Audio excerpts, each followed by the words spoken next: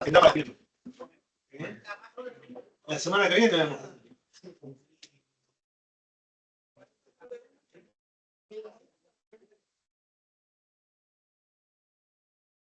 Vos hacés de cuenta que no, pero si te ves alguna pregunta, es solo para que te sorprendas.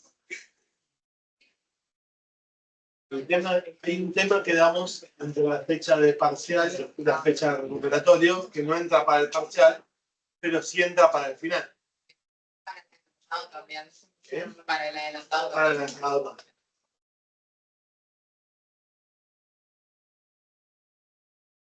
No que yo sepa. Me encantaría, pero no todos los cursos. De hecho, tengo una clase preciosa armada de microbiota de el rumen equino, estoy armando una clase de microbiota de el ciego y colon equino. Tengo que compartir pantalla. No puedo dormir. No puedo comunicar. Hoy no sirvo para nada. Con la cámara fija. Pero acá, así me quedo.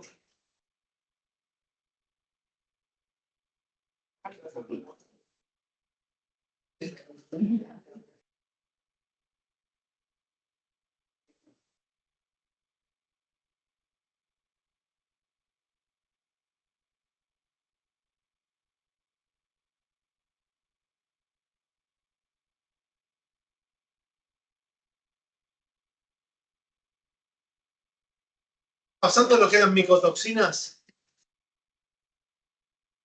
son metabolitos secundarios tóxicos generados por ciertas especies fúngicas.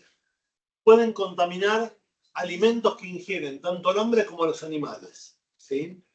Son producidos a medida que el hongo madura. No son productos iniciales de la producción, sino que el hongo tiene que tener un cierto grado de desarrollo sobre el alimento, sobre la superficie.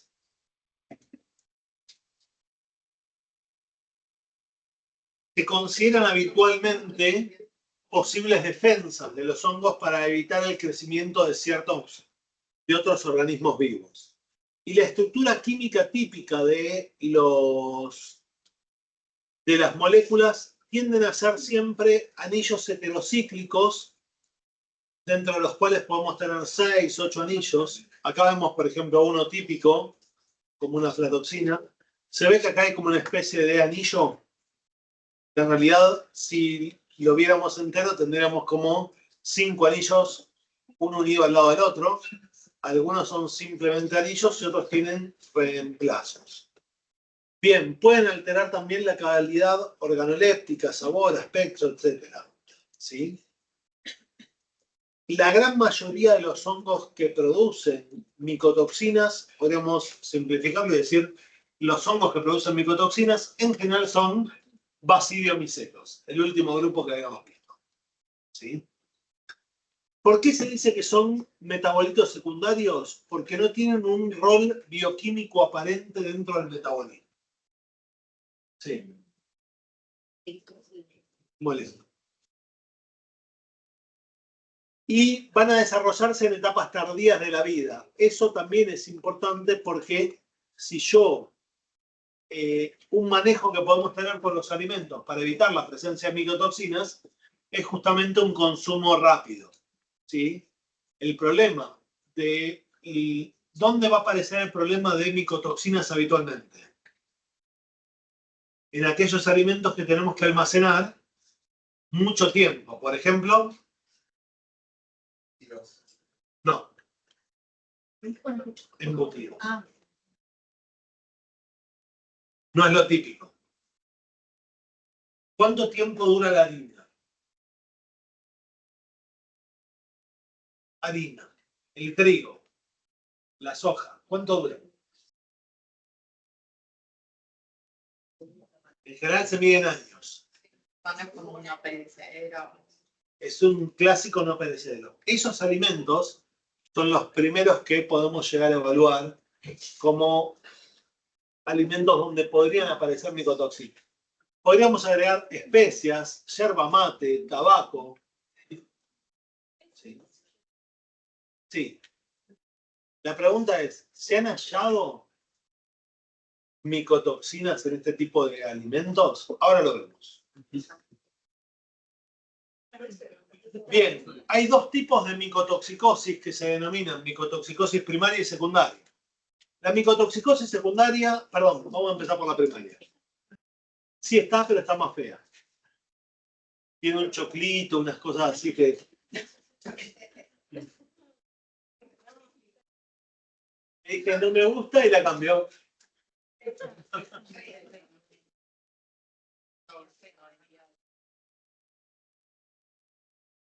Esto lo hice antes de entrar. Estaba subiendo el archivo de ustedes y cambié eso porque no lo podía ver más. No. Dale. Bien.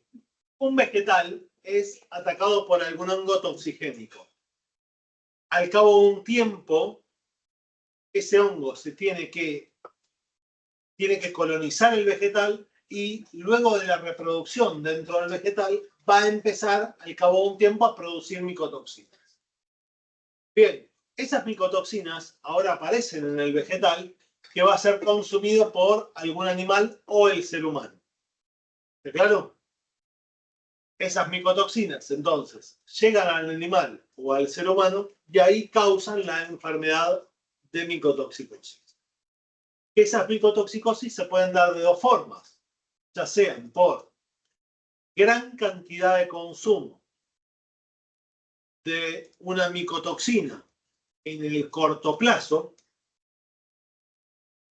por ejemplo, consumo gran cantidad una sola vez, o la otra alternativa es que se produzca una forma acumulativa de daño producida por la micotoxina al consumir pequeñas raciones de micotoxinas a lo largo de un tiempo prolongado. El problema de esto es que es muy difícil de medir cuánto es una pequeña ración. Y sobre todo, si son lo suficientemente pequeñas, no se detectan a simple vista. ¿Está claro?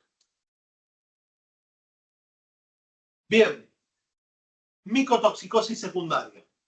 La micotoxicosis secundaria es más compleja porque necesitamos que el hongo colonice un vegetal, desarrolle una infección fúngica, empiece a producir micotoxinas que luego van a ser consumidas por un animal. Ese animal, dependiendo cuál sea el sistema productivo, lo vamos a utilizar para la producción de carne o de leche.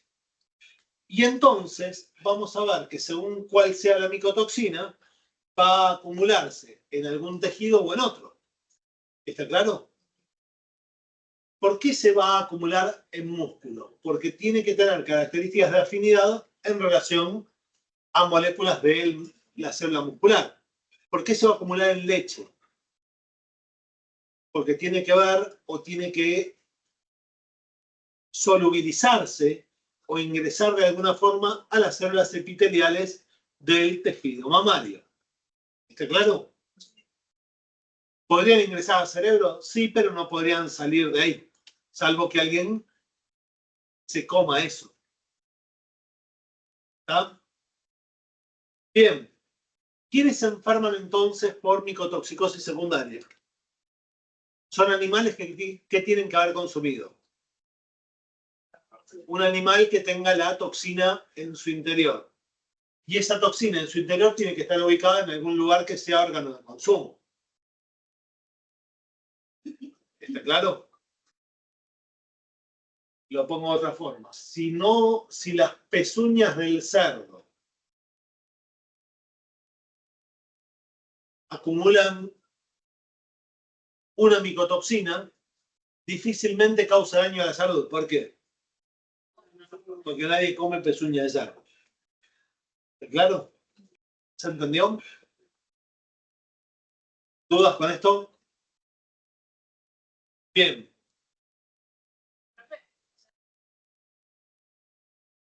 Sí. Sí. No, sería secundaria. Porque ¿cómo te contagias vos la micotoxicosis? ¿Qué comió? Entonces, vos tenés. La infección del cerdo sería primaria y la nuestra sería secundaria. Exacto. Nosotros si comemos el vegetal que está... Sería primaria. Y si a nosotros nos comen. Ahí sería secundaria. Ahí sería secundaria. Pero son más raras esas. De hecho, hay descripciones de ese tipo, no en micotoxinas, pero en otro tipo de enfermedades, donde supuestamente el hombre es huésped terminal, si el hombre es canibalizado, puede transmitir la enfermedad, pero son casos súper extremos y no aparecen habitualmente en micotoxinas. ¿Sí? Hay otras enfermedades donde esto ha pasado, como por ejemplo, si se acuerdan la clase pasada, cuando vimos el Kuru como enfermedad transmitida por priones, la causa principal de transmisión era el canibalismo. ¿Sí? Para ir a algo que podemos ver. ¿Cuáles son los hongos más peligrosos o más famosos dentro de los toxigénicos? Aspergillus, Fusarium y Penicillium. ¿Sí? ¿Dónde habitan? Prácticamente en todo el mundo.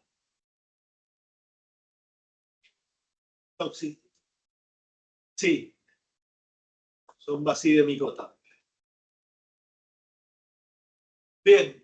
Veamos algunos ejemplos.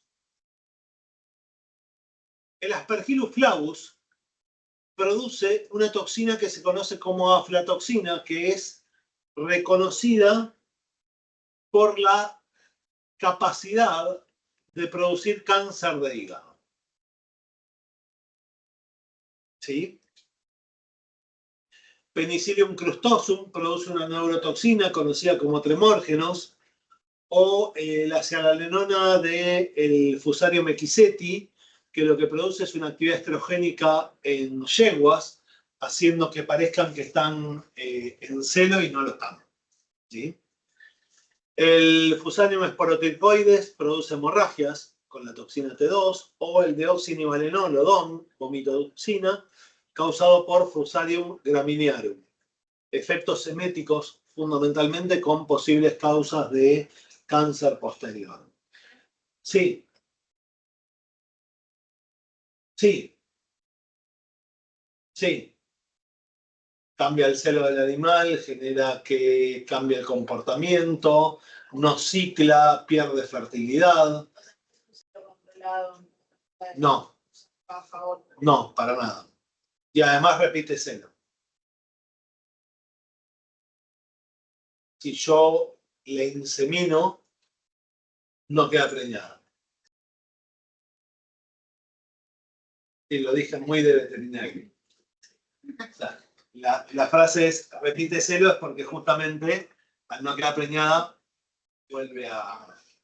Pero el problema principal es de manejo del animal por la cantidad, la actividad estrogénica además afecta el comportamiento a nivel central, afecta el comportamiento de cicatrización, no es solo un tema de solo reproductivo. El principal problema es reproductivo porque ¿para qué tengo yeguas? Para reproducirlas. Y si en vez de dárselo a una yegua, se lo doy a un macho, un padrillo, pierde toda la actividad androgénica, con lo cual tengo un padrillo que debería estar sirviendo vacas, perdón, sirviendo yeguas. ¿Sí? Si sirve vacas es un padrillo medio degenerado.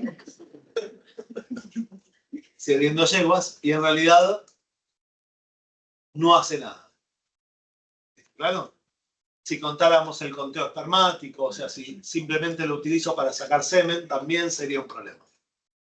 ¿Sí? Bien, fumonicinas. Las fumonicinas son conocidas como cancerígenas a partir del esófago y es causado por un fusarium. La citrinina, que produce el Penicillium citrininum, nefropatías, ocratoxina, Aspergillus ocraceus, y el Penicillium verrucosum producen nefropatías, y la esterigmatosirina, que produce el aspergilo-versicolor, que produce necrosis hepática. Fíjense que entonces, ¿a quiénes atacan principalmente? Sangre, cerebro, hígado y riñón. ¿Por qué? Es simple la respuesta. Los dos órganos que se encargan de detoxificar cualquier sustancia tóxica ajena al cuerpo, todo lo que se conocen como xenobióticos, y los órganos encargados de eliminarlas son el hígado y el riñón. ¿Está claro? ¿Y por dónde circulan las toxinas? Por sangre, con lo cual pueden hacer un efecto tóxico directamente sobre las células sanguíneas. Sí, lo más raro ahí es que tengan efecto neurotóxico, porque para tener efecto neurotóxico se tiene que unir alguna parte particular del sistema nervioso periférico o tiene que entrar al sistema nervioso central, y eso implica que tenga una estructura química muy particular para atravesar una barrera que impide el paso de moléculas de sangre hacia el cerebro, ¿sí? Que se llama barrera hematoencefálica, ¿sí? Bien, acá vemos algunos hongos toxigénicos detectados en el Mercosur en las últimas 2 décadas.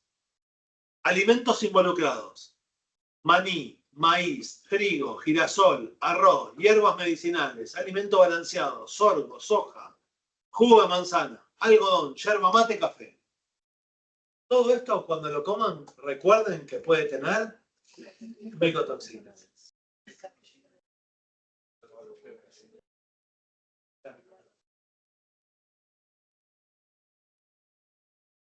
Recordad que este estudio, ¿dónde se hizo?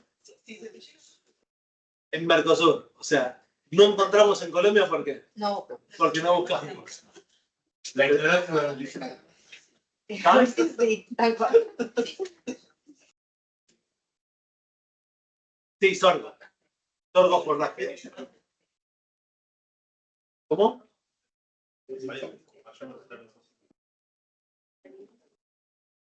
Sí. Sí, es muy funcional para eso y también podés maltearlo para hacer cervezas. Tiene varios usos. Las toxinas Se van acumulando.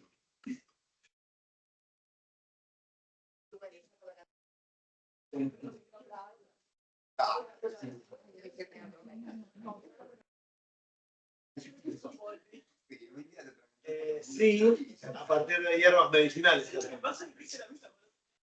Inclusive, llegado el caso, existe la vía. La pregunta es cómo llega, y no está por lo menos no conozco estudios, pero si yo vaporizo las toxinas, las podría aspirar. O sea, para ponerlo en otros términos. Me hago un cigarrillo electrónico, adentro le pongo hierbas medicinales con alguna toxina y después ¿qué hago? Me fumo la toxina. No, por suerte no atraviesan fácilmente. Tenés que agregarles alguna molécula tipo dimetilsulfóxido o algo por el estilo para que atraviesen piel, por ejemplo. Pero si lo fumas, la combustión no se realiza. No, porque lo que hacemos cuando, sobre todo con el cigarrillo electrónico, que no haces combustión completa, en realidad haces una nube, generas un vapor. Y el arrastre de vapor traslada justamente esa condición. La segunda es que cuando fumás, haces una combustión incompleta. La combustión incompleta determina que haya moléculas que no se quemen. Pero todo lo que es, bueno, sí, la niña también pasa, pero decir, lo que es seco, no es inerte como para el quilombo. No, es de bajo peligro si están las condiciones adecuadas de almacenamiento. Pero si no están las condiciones adecuadas de almacenamiento... Pero el café para se almacena en cualquier lado. Los bolsones de café. Que se almacene en cualquier lado no significa que esté bien hacerlo.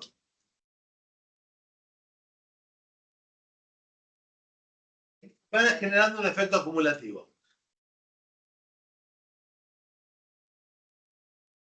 No, a ver, en animales tenemos algunas estrategias como. Hay un punto que es, ¿qué hacemos con el alimento que tiene toxinas? Vamos por tu idea. Lo tiro. Decime a dónde. Lo prendo fuego. Combustión incompleta. Quedan las toxinas repartidas en el aire.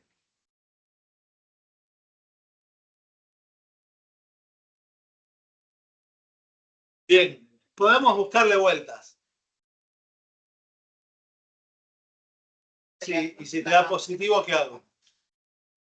No, es más barato.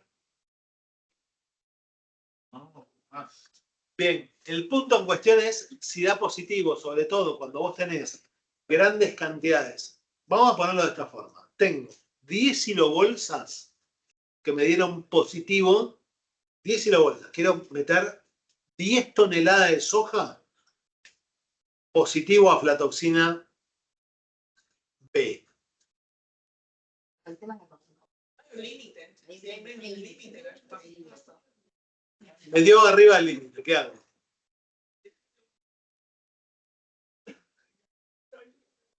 Bien, lo que se hace, una de las estrategias en alimentos balanceados es diluir el alimento. Los mezclo con otros alimentos para que baje la cantidad. No, porque se lo doy de comer a un cerdo. Y el cerdo también le puedo dar de comer algunas moléculas que impidan la absorción de esas toxinas. Sí. Es la estrategia que tenemos para todo esto, porque si no tendrías que tirar toneladas y toneladas de alimentos. Que además las tiro y las cambio de lugar, pero la toxina no la elimino. Lo ideal, que hay estudios, pero todavía no se han logrado desarrollos, es buscar determinadas sustancias que eliminen o microorganismos, por ejemplo, que fermenten a las micotoxinas y las destruyan.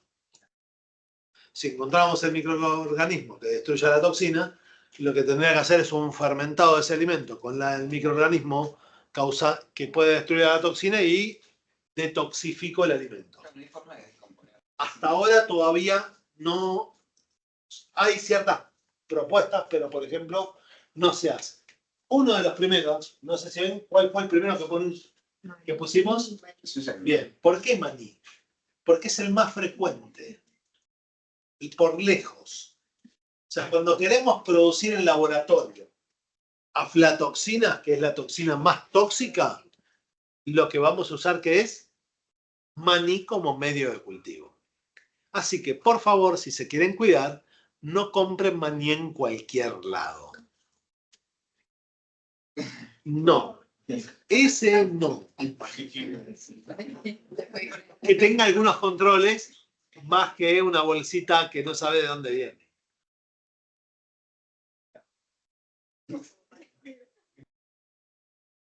Bien. Veamos, quiero seguir un cachito con esto. ¿Qué podemos hacer? Por ejemplo, el aceite de maní, por el sistema de extracción, hace que no quede la toxina en el aceite, sino que la toxina se disuelve en el solvente que usamos para extracción. Entonces, hexano habitualmente. Entonces, el punto en cuestión, ¿cuál es?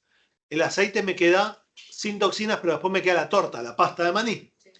Esa torta, lo que me queda también con hexano. Y el hexano, si lo volatilizo de la forma adecuada, me llevo la toxina también. Y después me queda hexano tóxico. Que además el hexano per se también es tóxico. Bueno, ese es un detalle aparte. Bien, hay protocolos de... Si lo quemas en suficiente temperatura, se hace una combustión completa. Pero para hacer una combustión completa necesitas, bueno, el hexano es un combustible, poniendo suficiente cantidad de oxígeno, es hacer la ecuación, es hacer el ejercicio geométrico típico de si tengo tantos gramos de esto, cuánto oxígeno necesito para burbujear acá y que se queme por completo. ¿Sí? Y ahí se la toxina también se. Sí. Sí, el calor mata todo.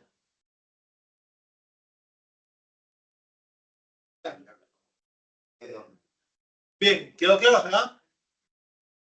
Bien, fíjense que muchas de las cosas que figuran acá también son alimentos para animales. No es un dato menor, porque si el animal consume esto, el animal genera la posibilidad de acumular estas toxinas. Y dentro de las toxicidades debemos destacar 4 tipos de toxicidades. Yo ya había hablado de la aguda y la crónica. Aguda, ¿cómo se caracteriza? Gran cantidad de toxina suficiente para que una sola toma de la toxina cause signos y síntomas en quien la consume. En cambio, la crónica ocurre por acumulación de la toxina causada por el consumo repetido de dosis sumamente bajas de la toxina. Esta es la parte más peligrosa porque es mucho más difícil de detectar. Pero eventualmente en el mundo se va a acumular. Digamos,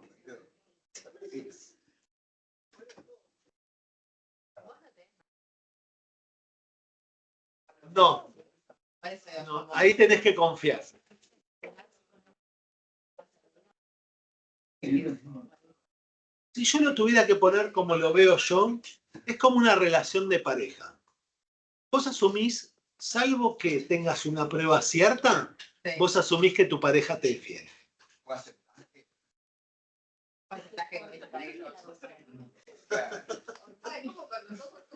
Vos asumís que tu pareja, de hecho, todo el mundo se fija que por el contrario, no es comparación. Es así. Mientras Yo me voy a morir comiendo esto Hasta que me diga que lo tiene. hasta que alguien me diga que lo tiene. ¿Está? ¿Cómo es el analítico? Bien. sería un estornudo. Excelente pregunta. Vamos por los mutágenos y teratógenos. ¿Qué son los mutágenos? Son moléculas que tienen la capacidad de cambiar, ya sea por delesión o por incorporación o por sustitución de bases de ADN que genera genes codificables. Básicamente cambio una base por otra, lo que genero es otra proteína y a partir de ahí hay que ver cuál es el impacto de eso. La teratogénesis apunta a el mismo problema, nada más que es de transmisión vertical. Ocurre de transmisión de madre a hijo, generando malformaciones genéticas en los embriones en desarrollo. ¿Sí? Recién me preguntaban cómo podemos probar esto. ¿Cómo sé que hay moléculas que son teratogénicas o mutagénicas? Hay un ensayo muy famoso que se conoce como ensayo Ames que desarrolló Ames a partir de cultivos de salmonelas, que generó salmonelas mutantes. Cada mutación en una característica particular. Si yo expongo a estas salmonelas a un agente no mutagénico, la salmonela va a permanecer mutante. Pero si yo expongo a estas salmonelas mutantes a un agente mutagénico o teratogénico, la salmonela va a revertir y va a dejar de ser mutante. ¿Sí? Que es un experimento muy clásico. Después, si quieren, les subo el experimento para que lo vean. Que se utilizan simplemente cultivos microbianos. ¿Sí? Y ese es el estudio más común que hacemos para saber si una molécula es o no es mutagénica o este tipo de cosas. Bien. ¿Está claro que va? ¿No hay algún estudio para saber cuánta micotoxina tenés adentro o algo por el estilo? No. Por lo menos no que yo conozca, porque además, en general, lo que buscamos de micotoxinas son cantidades muy, pero muy bajas. En casi todos los mecanismos de búsqueda de micotoxinas lo que buscamos es el límite detectable. Si encontrás el límite detectable, no es apto para consumo.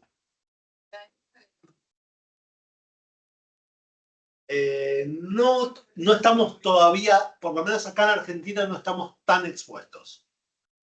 ¿Sí? Claro, ¿en qué países, por ejemplo? Hay más problemas en primer mundo. Comen mucho. ¿Por qué específicamente? Por los sistemas de alimentación que son mucho más complejos.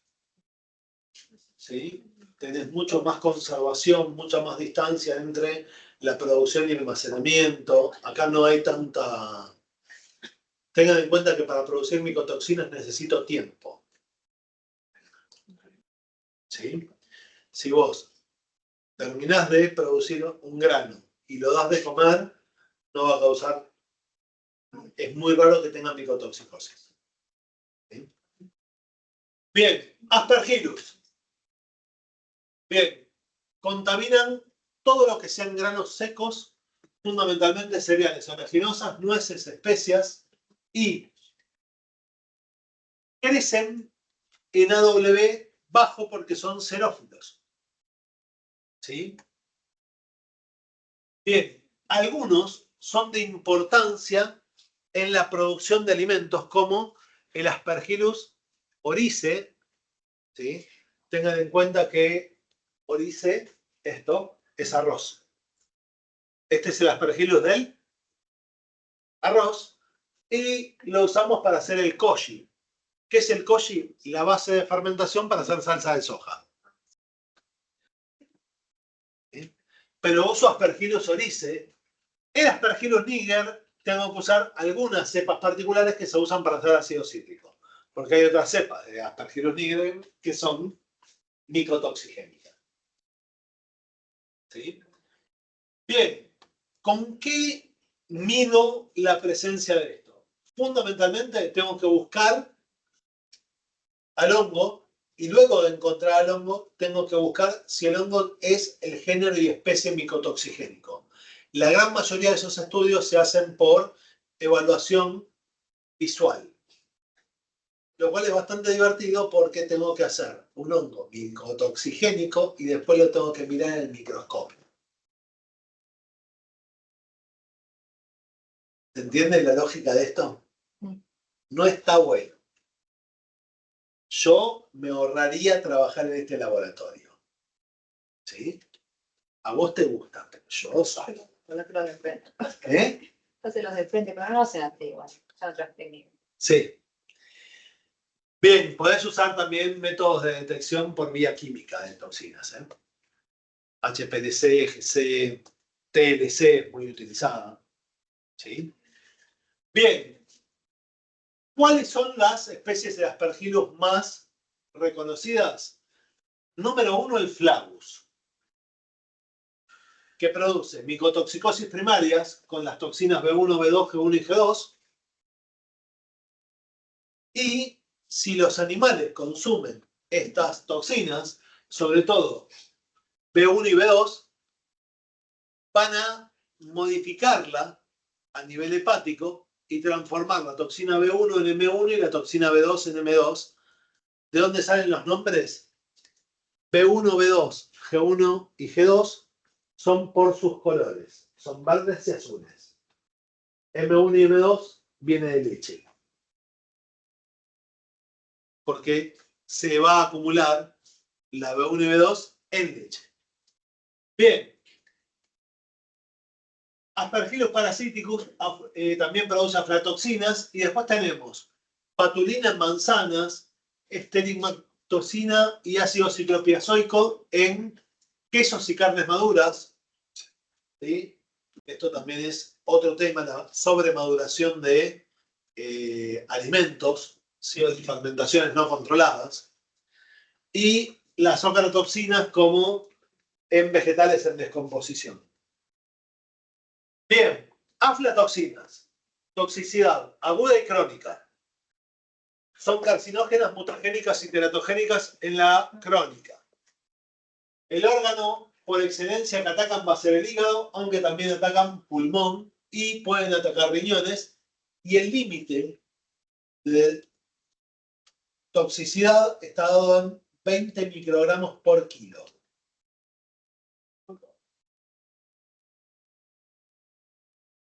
Sí, todo esto es de aflatoxinas.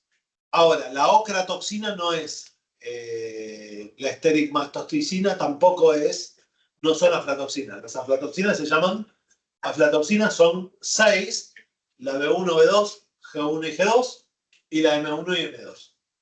¿Sí? Bien. Son solubles en solventes de polaridad media, con lo cual se pueden extraer. ¿Sí? Y esto es una de las ventajas que tenemos para el uso. Son insolubles en solventes no polares y poco solubles en agua. ¿Sí? Lo otro que también tienen como característica es que el pH bastante alcalino y sobre todo la exposición a cierta radiación solar destruye los anillos de las aflatoxinas. Entonces hay mecanismos de eliminación. Pero los mecanismos de eliminación sirven, por ejemplo, por luz ultravioleta, solo sirve para superficies, porque no alcanza el interior del alimento porque es opaco. ¿Está claro? Bien, y son estables si las protegemos de la luz en pH ácido, o sea, si las metemos en una gaseosa en la heladera van re bien. No sé por qué he guardado una aflatoxina en una gaseosa, pero... Bien, son fluorescentes en la luz ultravioleta y esto lo podemos utilizar como método de detección.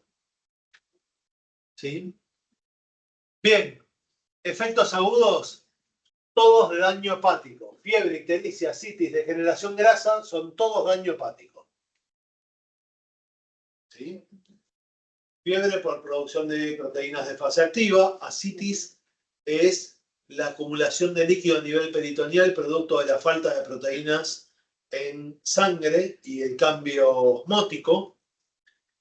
Degeneración grasa producto de la lesión directa a los hepatocitos que son reemplazados por tejido graso. Ictericia por la falta de detoxificación de la bilirrubina, que debería ser el hígado, entonces te sube la bilirrubina. ¿Sí? Bueno, la degeneración grasa determina la necrosis del parénquima hepático y la colestasis es la acumulación de sales biliares dentro de los canalículos biliares. Bien. Si consumís mucha aflatoxina, no la contás. ¿Sí? ¿Y los efectos crónicos cuáles son?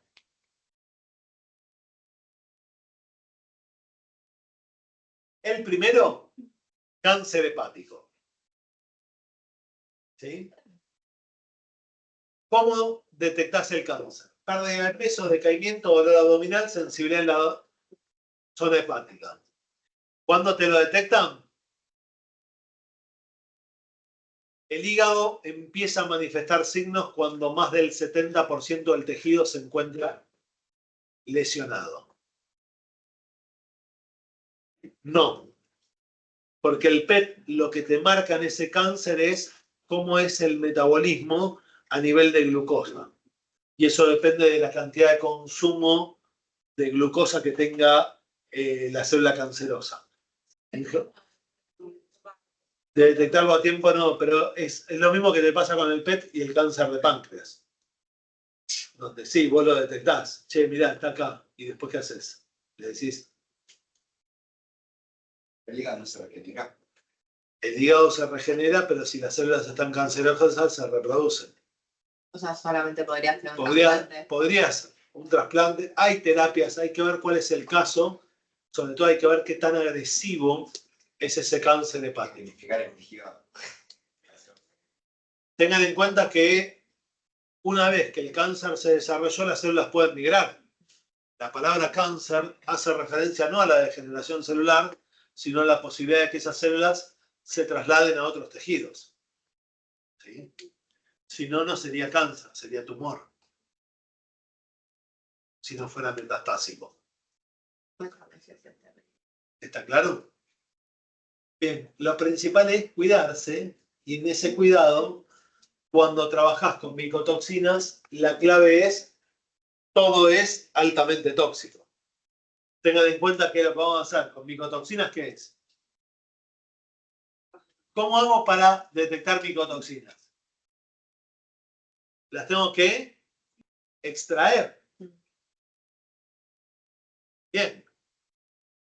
Millones de cuidados para extraer micotoxinas.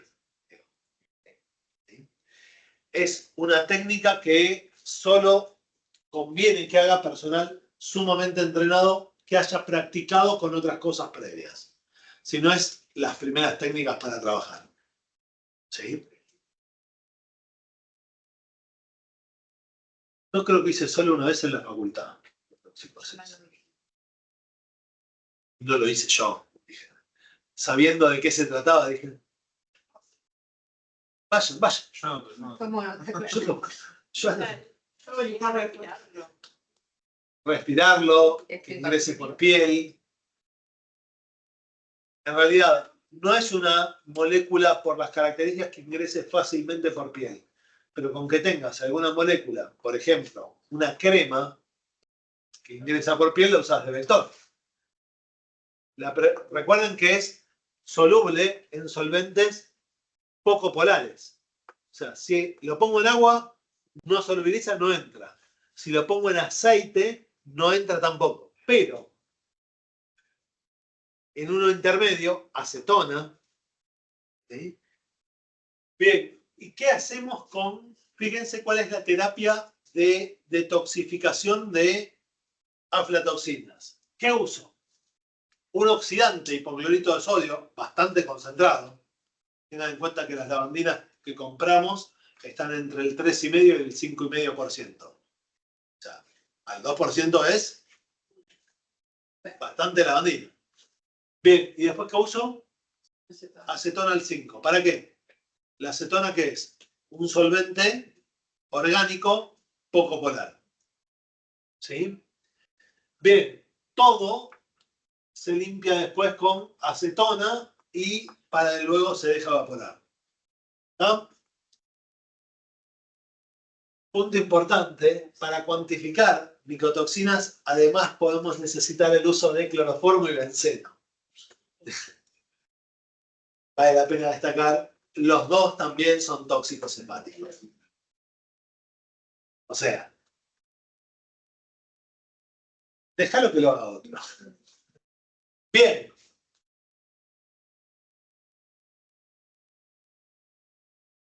¿Cómo se detecta? Por luz ultravioleta. Si son aflatoxinas G van a brillar en verde, si son aflatoxinas azules van a brillar en azul. ¿Sí? Y luego los confirmamos con ácido sulfúrico al 25% que te va a dar la tonalidad bien marcada. Lo otro que podemos ver del género es esta característica donde vemos los conidios y la formación del Aspergillus típico, que es el radial, aunque también hay columnares como se lo ven ahí. ¿Sí? Bien, cambio de género, paso al penicillium. ¿Sí? Penicillium viene de pincel la palabra, porque tiene esa forma. Las especies que también aparecen acá son xerófilas, es decir, crecen en AW bajo, 0,80, 0,85. Sí, sí. Aspergillus, Penicillium y Fusarium, los tres principales. Bien, 1929. Alexander Fleming descubre un penicillium que produce ¿qué cosa? Penicilina. Y a partir de ahí todo el mundo se puso a buscar en hongos a ver qué toxina producen y ver qué efecto tienen sobre las bacterias. Y encontraban que tenían efectos sobre las bacterias y muchos tenían efectos sumamente poderosos sobre las bacterias. El paso siguiente, inyectábamos esas toxinas que mataban bacterias en una rata y la rata también se moría. Con lo cual, la toxina era tan efectiva para matar bacterias como ratas, ese antibiótico no servía. Y ahí se dejaron de lado hasta que 60, 70 años más tarde, empezamos a buscar a esas sustancias, ya no como alternativas de antibióticos, sino como causantes de enfermedad. Y empezamos a encontrar distintas toxinas que se habían investigado para ver si servían como antibióticos, pero en realidad, ¿qué causaban? Daño a la salud. ¿Sí? O sea, ¿te acuerdan que son todos metabolitos secundarios que podían ser las dos cosas? Bien, y acá encontramos citrinina, ¿sí? Patulina, otra vez, la producía un aspergillus, pero ahora ¿quién la produce? Un penicilio. Bien, ácido ciclopiezoico, ácido penicílico, ocratoxina A, ¿sí? También un penicillium, también habíamos visto un aspergillus que producían las mismas toxinas. Este es buenísimo. Penicillium roqueforti produce roquefortina. ¿Qué es el Penicillium roqueforti? Es el hongo que le da el gusto al roquefort. O sea que hace las dos cosas. No. Algunas cepas de Penicillium roqueforti Y puede ser son que, productores de toxina PR. y puede ser que tengas en un queso roquefort No, uno que produce. No porque se seleccionan. ¿Sí? También en otros quesos tipo gorgonzola, Stilton, Danish Blue, cualquier queso azul. ¿Sí? Bien, y después tengo otra vez Penicillium vidicatum, ocratoxina citrinina. Fíjense que estas dos ya estaban arriba. Dicho de otra forma, ¿qué observo? Que la misma toxina puede ser producida por varios hongos de diferentes géneros y aparecen en distintos alimentos. Pero si tenemos que reducir el tipo de alimentos, todos los alimentos que vemos que son alimentos secos. ¿Sí? Bien, ¿se ve ahí la forma del penicillium que tiene forma de pincelito? Bien, y el fusarium tiene una forma bastante distinta. ¿Sí? No es tan simpático cuando lo vemos. Este, por ejemplo, no es xerófilo. Los fusarium se inhiben en AW inferior a 0,90. Entonces, ¿por qué aparecen en cereales? Porque aparecen a fin del cultivo, antes de cosechar. ¿Cómo es el truco? Campo lleno de cereales, mucha lluvia y fresco. ¿Le suena? ¿Como ahora? Sí. ¿Que viene lloviendo mucho? ¿Y está fresco? Teoría. El tema es que justo en este momento tenemos la suerte que estamos en época de siembra. No estamos en época de cosecha. El problema es cuando esto te pasa en época de cosecha. ¿Por qué? ¿Cuál es el problema? ¿Podés cosechar en el medio del barro? No, ¿qué tenés que hacer? Dejar esperar a que seque, con lo cual los hongos colonizan las plantas y empiezan a desarrollar si le das tiempo. ¿Sí? Aparte, el fusarium crece bastante bien en temperaturas templadas a frías. Se conocen más de toxinas que producen los fusarium. Hay más de 50 que se agrupan con el nombre de tricotecenos. ¿Sí? La más conocida, ¿quién es? El T2, ¿sí? Que la nombramos antes, ¿sí? Que produce una anemia muy característica. ¿Sí? Una anemia trombocítica muy particular. Bien, ¿dónde lo hago crecer? En medios típicos como agar papa de cloranfenicol. ¿Sí? Los síntomas, bueno, depende por dónde ingrese. Si ingresa por vía digestiva van a ser vómitos, diarrea, síntomas digestivos. Pero si ingresa por piel, sí. Si tenés suficiente concentración, genera necrosis cutánea.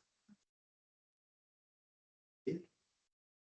Ha habido brotes de fusarium, sobre todo en Rusia, en fines posteriormente a la Segunda Guerra Mundial, varios brotes. Lo que pasa es que no quedaron bien estudiados porque estábamos a principio de la Guerra Fría y nadie se enteró de nada. ¿Sí? Y el brote más conocido fue el causado por utilizando el T2 rociado directamente en campos donde vivía gente. En este caso no tanto los cultivos, sino la gente. Yo había visto un video de que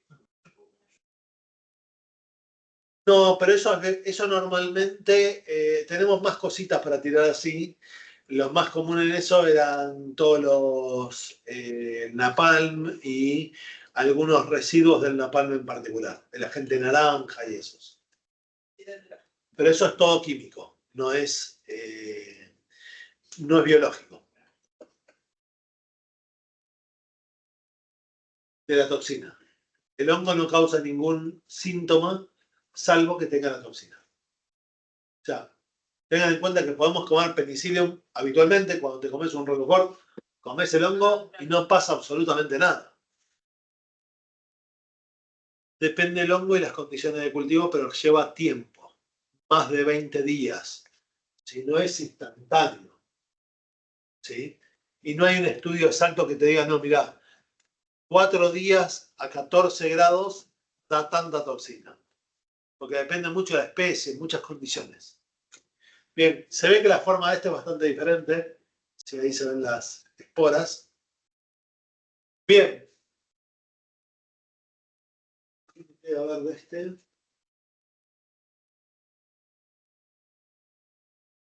Tipos de fusarium o tricotesenos. Observen, alimentos. Cianolerona, aparecen varios hongos con tanto en huéspedes humanos, porcinos, síndrome estrogénico, todo lo que son tricotesenos, deoxinivalenol, livalenol, furasenona, X, todos estos producen daño a nivel digestivo. Y por último el T2, que produce la aleuquia tóxica, que lo que causa es inmunosupresión, leucopenia y sepsis, que es el causado por el Fusarium esporotricoides. ¿Sí? Después tenemos otros hongos como el diacetotoxiciphenol, que lo que produce es hemorragia, angina y muerte sobre animales. Y las fumulicinas, conocidas principalmente por la producción de cáncer esofágico. Sí, lo que pretendo que sepan de acá es fundamentalmente en qué alimentos se pueden encontrar, pero no tiene mucho sentido saber de memoria qué hongo produce qué toxina para ver qué daño. Pero si yo no te lo doy todo completo, es como que queda... Sí.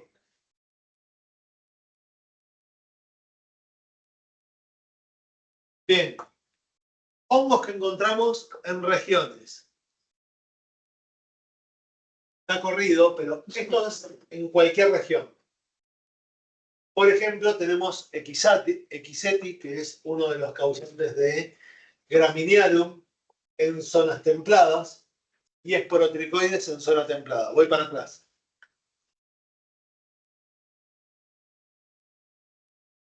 Bien, Esporotricoides, deoxinivalenol, Esporotricoides, T2,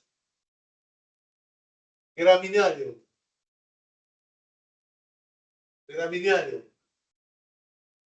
¿Entienden lo que estoy diciendo? Algunas cepas, y eso aparecen sobre todo en zonas templadas. Y en zonas cálidas aparecen también, pero son hongos más de ocratoxinas, toxinas no tan tóxicas. El fusarium es mucho más peligroso en zonas templadas. ¿Sí? ¿Está? Sí. ¿Dudas? Sí.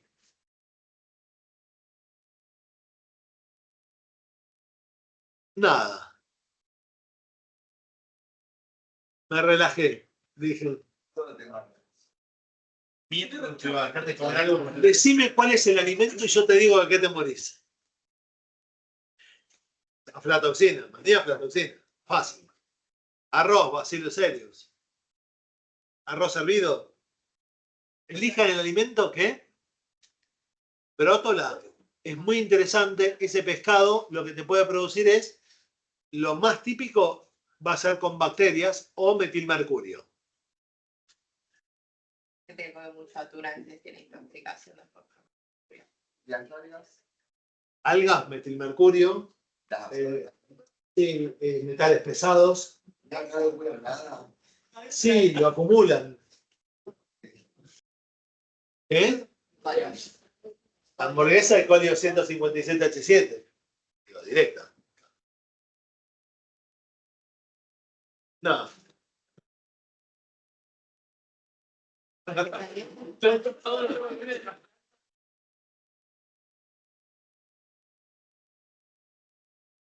En general, lo que se utiliza es si se encuentran las dos herramientas que tenés es, por un lado, la detoxificación de la molécula y por el otro lado, la dilución para que no genere.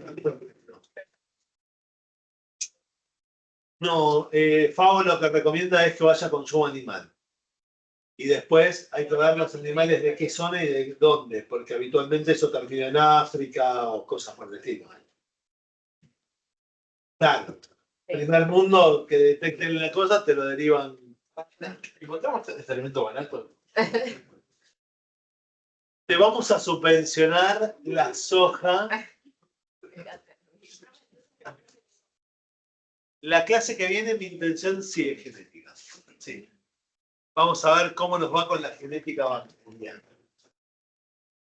Yo pienso dar algo de genética y un poquito, sobre todo para los de alimentos, vamos a ver algo de genética con algo de genómica. Que para los de alimentos es útil, para los de El resto. restos no. A ver, lo van a ver mucho mejor en otras materias y con docentes que saben de verdad del tema. Sí. Claro. ¿Está? Nosotros vamos a ver solo la parte de algunos detalles de genómica, sobre todo destinados a lo que hacemos como análisis de tipo de índole de buscar alguna característica particular en algún alimento o en algún evento o en alguna investigación microbiológica. La genómica metida no tanto en la aplicación práctica de que bueno, que en biotecnología es todo. Todo no, pero es gran parte de la aplicación biotecnológica. ¿Sí? O sea, no voy a dar acá de aplicaciones biotecnológicas con genómica porque. No, y además es otra materia, hay gente que sabe mucho más. Digo, yo lo que le voy a mostrar es cómo lo podemos usar más en términos de detección, que sí me parece, hoy por ejemplo, el uso de genómica para detectar microorganismos, cuando no los puedes ir a buscar directamente, es bastante cómodo. Lo que hablábamos antes, por ejemplo, al inicio de la clase, con lo que te decía de la búsqueda en caballos de microorganismos, lo buscamos por genómica. Entonces, no sé sé que pertenecen al grupo de los firmicutes, porque la genómica en el 16S me da para ahí. Pero no sé qué bacteria tengo, porque todos los firmicutes te van a dar más o menos parecido. Y voy a decir, ¿y por qué no vas a buscar la bacteria? Porque si agujereo el caballo, me quedo sin caballo. ¿Sí? Los caballos son muy sensibles en ese tipo de cosas. ¿Están? ¿Estamos? Buen fin de semana, nos vemos el jueves que viene. Chao.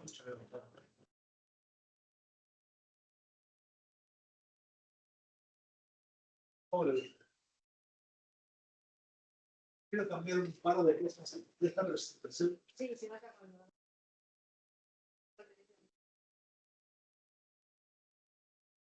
Que tenía todo re fino, re lindo, re bonito y sale Vintage. tipografía, todo. ¿Cómo lo digo? Bueno, yo tuve clase con la Filipina del proyector. No sé. Recuerdo, yo tuve una compañera, una genia. Teníamos una clase pedorra, así de, creo que era patología quirúrgica, una materia que me hacía a mí, cuando estaba la nada misma. Y estaban con las membrinas esas, que no se leía una goma. Las hacían una vez y querían. A ver, eso lo escribís una vez, lo tenés a cambiar, te asesor. En parte uno de que uno realizándose como docente, eso me parece. Cuestión que no se veía, y la docente que estaba haciendo muy bien su trabajo leyendo las filmeras que le habían dejado, hasta que en un momento, ya la clase era una mierda, de todo tipo, y en un momento la mina dice, pará que no entiendo lo que dice acá, porque encima estaban escritas a mano. Sí, que sí, estaban con unas notaciones. Ay, no. Y salta una compañera y le dice, discúlpame, ¿qué te parece si no hacemos una cosa? Léete la filmina primero antes de la clase. Y así nosotros no nos tenemos que ahorrar todo este momento. Ay, ¿quién me... Yo ahí me... Falta de respeto. Vos tenés que aprobar. Tienes razón. Sí, tienes razón, pero no, yo jamás se me hubiese ocurrido. Me acuerdo, mira, como siempre se hoy, esa docente